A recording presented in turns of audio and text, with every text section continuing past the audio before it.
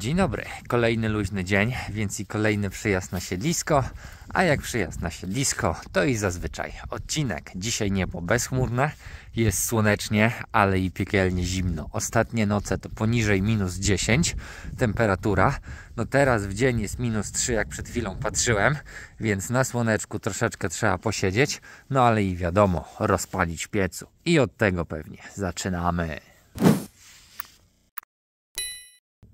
Ogień zaraz tutaj złapie i od razu będzie robiło się cieplej. Kilka drewek, drobnych patyczków w zasadzie na początek. Niech to się mocno rozpali, popielnik otwarty. No i zaraz będę dokładał.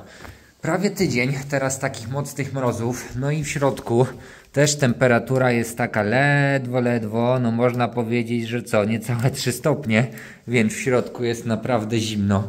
No ale nie ma co się dziwić, bo noce naprawdę chłodne. Teraz w końcu jest też troszeczkę słońca, nawet widać wariaćko gdzieś tam na tym słońcu się już wyleguje.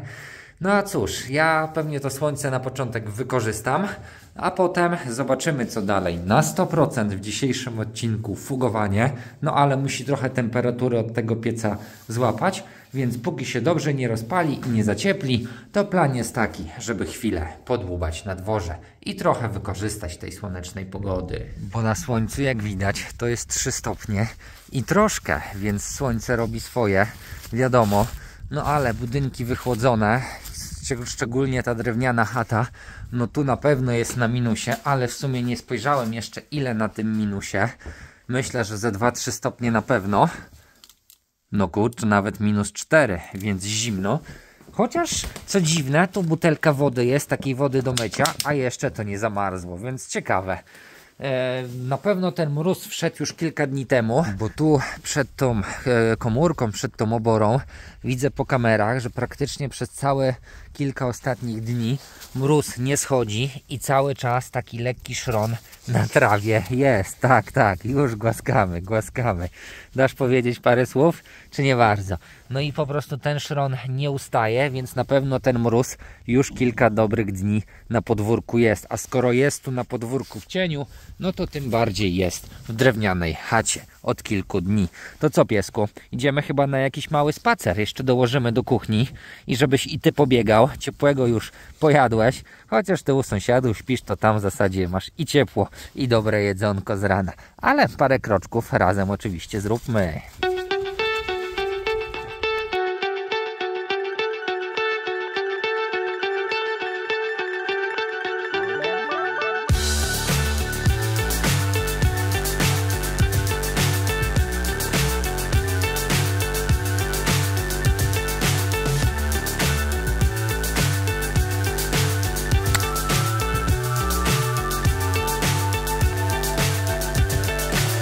So high I'm hypnotized. What's up is down, what's left is right. Chasing stars and holding you. I can't see the end, but we'll see it through.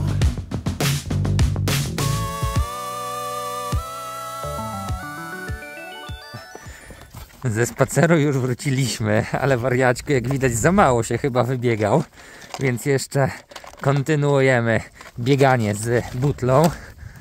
No, niech sobie trochę tutaj pobiega. Aha, już, teraz leci gdzieś dalej.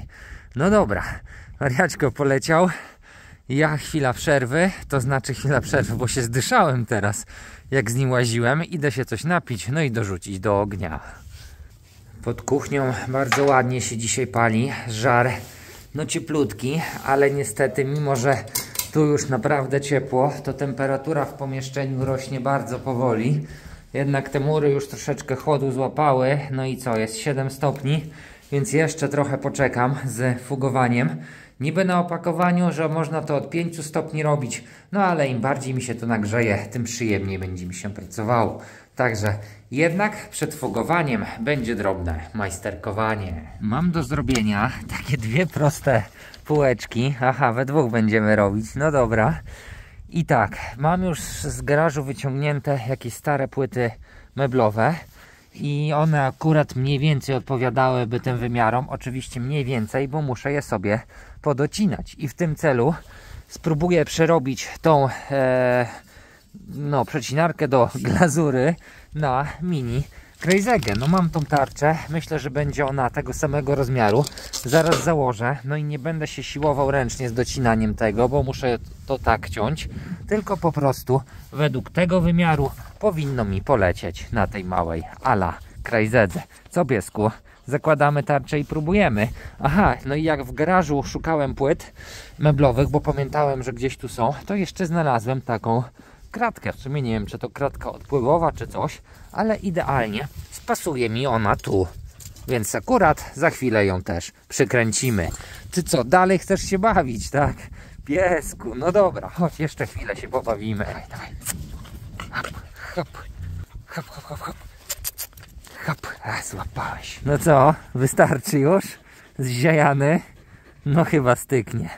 No ja też zmęczony, ale trochę ruchu. Aha, jemu to nigdy jednak za mało. Biegać i biegać. Teraz na szybko zamontuję sobie tą kratkę. Pomysł jest taki, żeby dać dwa kołki po prostu po przekątnych, kołeczki malutkie, więc zaznaczam, wiercę, no i to za chwilę będzie gotowe. Może piękne to nie jest, no ale na pewno już będzie zabezpieczone. Przecież taką półcentymetrową szczelinę, no to żadna mysz czy coś, czy gryzoń inny się nie prześlizgnie, nie ma szans. No a dzięki tej siatce dałem w sumie ją podwójnie, to i żadne muchy czy inne robactwo też za bardzo wchodzić nie powinno. Wymiana tarczy naprawdę ekspresowa, bo tylko ta jedna główna śruba, no i odkręcona osłona od tej diamentowej do płytek. Podłączone, postawmy to, wziąłem tu jeszcze kawałek takiego odpadku jakiegoś, no i zaraz zobaczymy, jak to tnie. Włączone jest, prąd jest, no to chwila prawdy. Działa, cichutko nawet chodzi. Oczywiście jak jedną ręką będę ciął, to nie będzie to super równe, no ale zobaczmy. A to źle, coś jednak źle. Coś chyba nie dokręciłem. To robimy podejście numer 2. Uruchamiamy sprzęt. No i zobaczmy, jak to tnie. Wow! Szczerze, to jestem w szoku, jakie to jest równe. Zobaczcie, krawędź w ogóle nie jest postrzępiona. Po prostu jak z fabryki. Tu jest moje kiedyś cięcie, bo nie pamiętam, do czego wykorzystywałem już tą listewkę. To żeby nie robić poszarpanej krawędzi, przykleiłem nawet taśmę, a mimo to gdzieś tam się troszeczkę szarpało. A tu, no cięcie wręcz idealne. Jeszcze zaraz doczepię sobie tą taką moją prowadnicę, gdzie można sobie konkretny wymiar ustawić. No i super sprawa. No 2 w 1. Jestem mega zadowolony z tego urządzenia. I do płytek, i mini Crazega. Także wymierzam sobie to, co chcę pociąć. No i będę miał z głowy.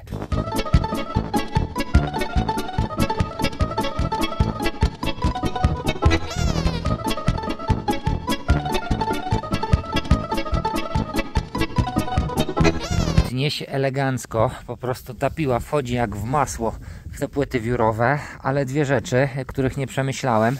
No faktycznie cięcie mam maksymalnie z prowadnicą do 20 cm, co dłużej to muszę bez prowadnicy.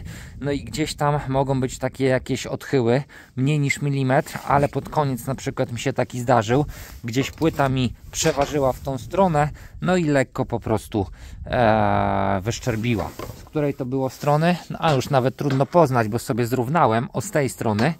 Po prostu się lekko przechyliła i musiałem tu przeciąć jeszcze raz. Widać to pewnie? Lekko gdzieś to widać. O, jednak gdzieś tam kawałeczek uciekło. Nie jest to co prawda mi niczym nie przeszkadza, bo to będzie u góry i tyle. Te drugie cięcia, krótsze cięcia już wyszły super. Są równiutkie jak z fabryki.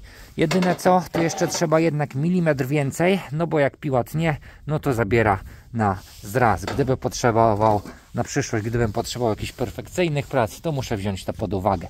U mnie to będą po prostu takie półeczki pod słoiki, więc to perfekcyjnie być nie musi. Wszystko co potrzebowałem mam już podocinane i załadowane. Tu mam białe formatki, które kiedyś zamawiałem na wymiar razem z okleiną i też się teraz użyję. Ogólnie to te szafeczki to jest taka popierdoła, półeczki, ale na swoim koncie pochwalę się, mam już kilka realizacji takich samodzielnie złożonych mebli. To co widzicie, czyli na przykład ta tutaj taka komodo stolik, komodo biurko, bo to się z boku wysuwa. No i tutaj są szuflady też własnoręcznie robione. Oczywiście te formatki to zamawiałem na wymiar, już docinane na gotowo, no bo w Warszawie nie było możliwości docinania. Albo na przykład te dwie szafki wiszące, gdzie są troszeczkę książek, troszeczkę różnych grajdołów. No a tak to wisi telewizor. No i to też w sumie sam zaprojektowałem i złożyłem. Także z tego na pewno wykorzystam.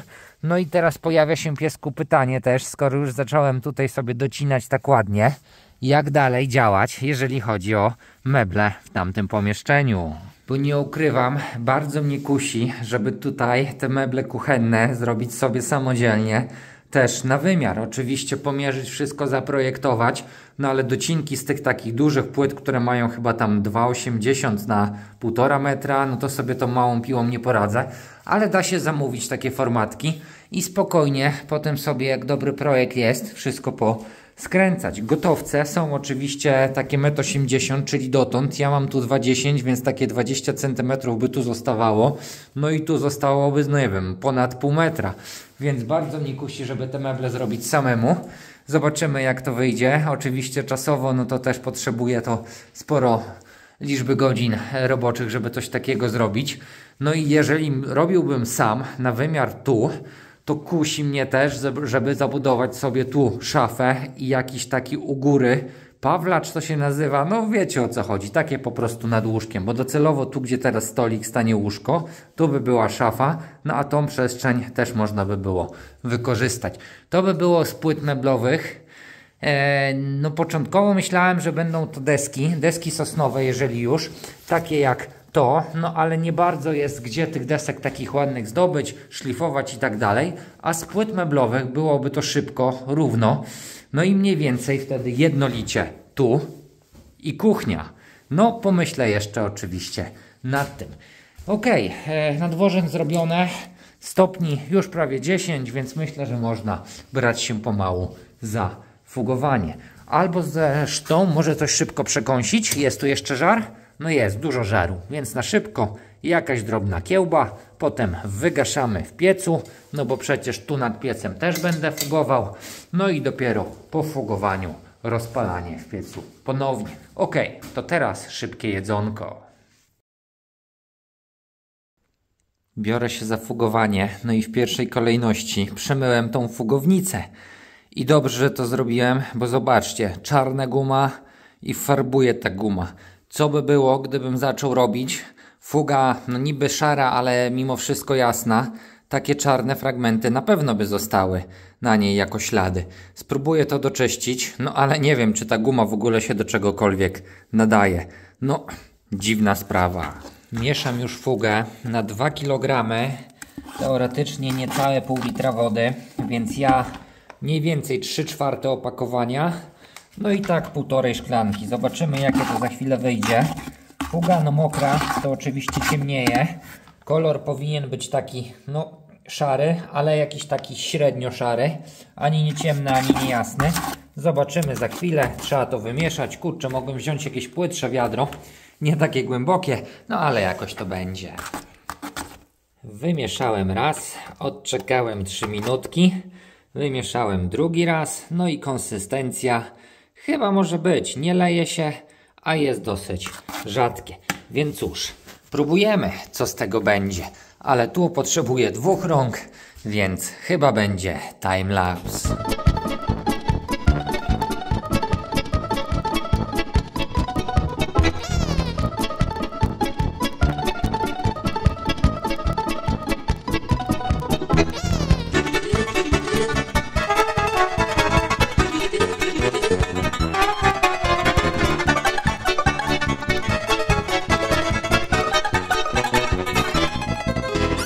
Zajęło mi to jakieś 40 minut, no ale ogarnięte. Mam nadzieję, że powciskałem wszędzie tą fugę. Jak widać, paluchy też uwalone, no bo w tych zakamarkach czy tu, no jednak nie dało się zrobić inaczej. Oczywiście wszystko też jest brudne i zaraz będę to przemywał. No i co do pracy tą gumową pacą, no na początku mi nie szło. W sensie, no tak w jedną stronę cały czas to naciągałem, potem trochę sobie wypracowałem system tak na zasadzie wachlowania góra dół, no i to już wychodziło zdecydowanie lepiej. Teraz mam nadzieję, że wszędzie wszystko mocno powpychałem, bo naprawdę starałem się to dociskać jak tylko się dało. Zobaczmy, jak to wygląda na początku, tam gdzie zaczynałem.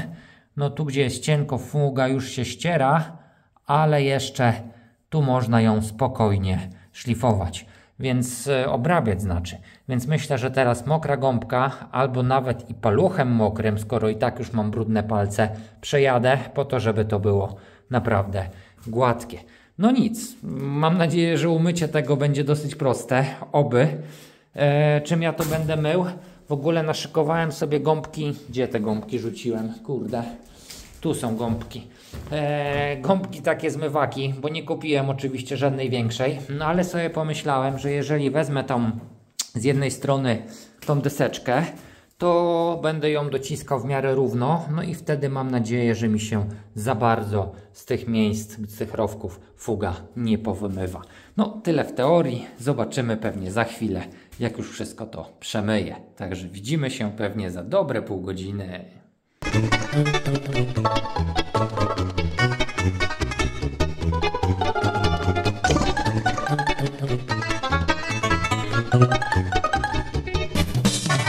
Tada! No to jakąś dobrą godzinę później i chyba 2 albo 3 zmywania płytek później. Wstępnie ogarnięte. Oczywiście nie jest to jeszcze wyszorowane i są zacieki, ale już nie mam siły dzisiaj chyba po raz kolejny tego myć. Niech to wyschnie, przetrę to potem suchą szmatką. Może uda się pozbierać wtedy troszeczkę tego pyłu i dopiero to finalnie wymyję.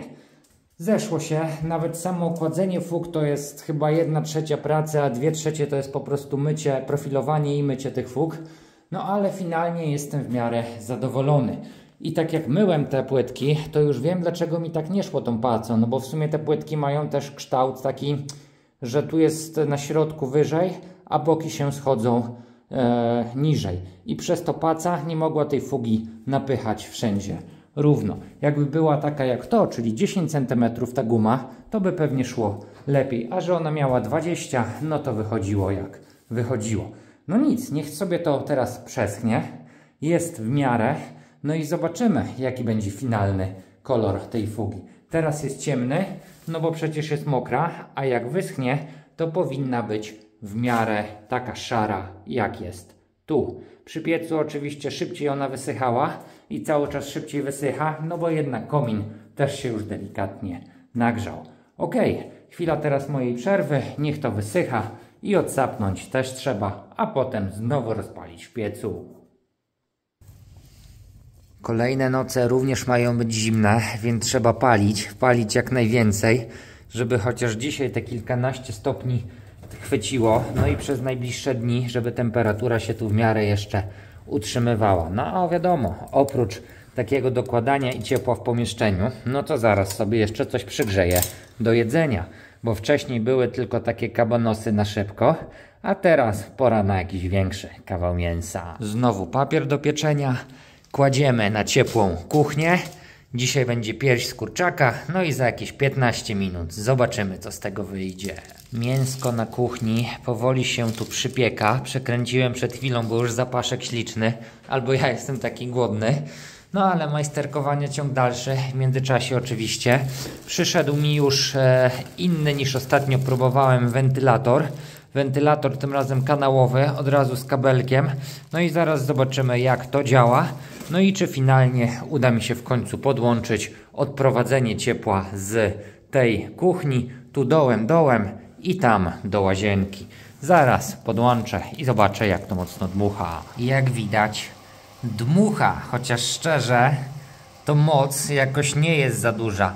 Ten wentylator, który ostatnio podłączałem, zdecydowanie mocniej wydmuchiwał powietrze. Nie wiem czemu tak. Niby parametry miały mieć podobne, no ale do końca tak nie jest. I jeszcze się zgapiłem, bo problem jest w tym, że ja wtyczkę jedyną jaką miałem, to na szybko podłączyłem tu, żeby mieć światło, więc tej wtyczki no niestety nie zabiorę i nie podłączę tego wentylatora na stałe w tej chwili. Muszę jakąś inną znaleźć, ale chyba tu nie mam, więc po prostu następnym razem przywiozę. Więc dzisiaj plan chociaż taki, żeby połączyć te rury, bo w tej chwili są one zaślepione i zobaczyć, jak to będzie wyglądało. Na razie jeszcze nie mam pomysłu, co będzie leżało na kuchni, więc po prostu to wypuszczę.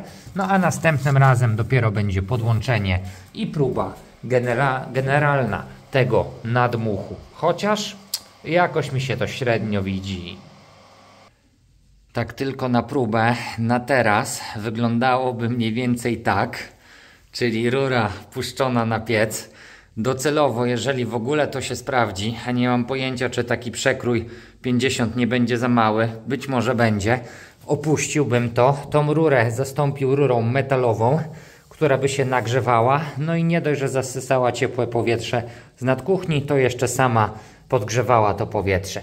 No, to taka trochę prowizorka na ten moment, ale no będzie próba. Tak to wygląda tu. Teraz jest jeszcze kuchnia oczywiście za mało rozgrzana, bo po tej przerwie w paleniu to ona wystygła, a tu prowizorycznie by było w ten sposób. No ale tak jak powiedziałem, muszę sobie przywieźć wtyczkę, żeby to w ogóle podłączyć. I jeżeli przy takiej konstrukcji prowizorycznej jakiekolwiek ciepło będzie to dawało, no to się zastanowię, czy tego nie wymienić na mocniejszy. No i tak jak powiedziałem, tu nie zrobić metalowej konstrukcji. Ale próba generalna to niestety następnym razem. A teraz trzeba w końcu zjeść. Przypieczona bułeczka, do tego pachnąca, naprawdę pachnąca pierś z kurczaka. Dużo przypraw tu poszło i może dlatego tak ładnie to pachnie. Naraz przyjdzie na to jeszcze sosik i taki a la burger. Więc jeżeli też jecie teraz, to smacznego. I chyba ostatnia rzecz na dzisiaj to jeszcze wymiarować sobie dokładnie tą kuchnię. Długopis, zeszyt, no i zaraz będzie rysowanie. Po to, żeby się rozeznać, czy będzie jakiś zestaw mniej więcej gotowych mebli, który mi tu idealnie spasuje, czy jednak pokuszę się o robienie tego samodzielnie. Tak to wygląda, więc w zasadzie w najszerszym miejscu mam 2,10 niecałe, w najwęższym 1,92 m. No kurczę, zestawy widziałem chyba 1,80 m, więc ten taki kącik byłby niezagospodarowany. Nie wiem, jeszcze pomyślę, jak to finalnie zorganizować. Zobaczcie, jaki wielki jest księżyc. No godzina nie ma jeszcze 18, a jest prawie pełnia i przez to ten księżyc tak rozjaśnia tą pustą przestrzeń, otwartą przestrzeń przed bramą, że nie wiem, na niebie dzisiaj bezchmurnie, więc ciekawy jestem, ile będzie gwiazd. Już w tej chwili widać jakieś, a co dopiero będzie w nocy. No ja jeszcze pewnie z godzinę zostanę, więc nie będzie mi dane patrzeć, jak to wygląda w środku nocy, no ale w tej chwili już jest efekt niezły.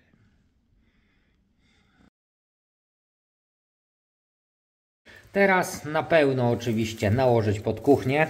Niech się pali jak najdłużej, no bo te mrozy jeszcze przez kilka dni mają się utrzymywać, więc twardego, owocowego drewna do środka zaraz nakładę na pełno, a dzisiejszy odcinek pewnie kończę. Dzięki za obejrzenie i standardowo do następnego razu.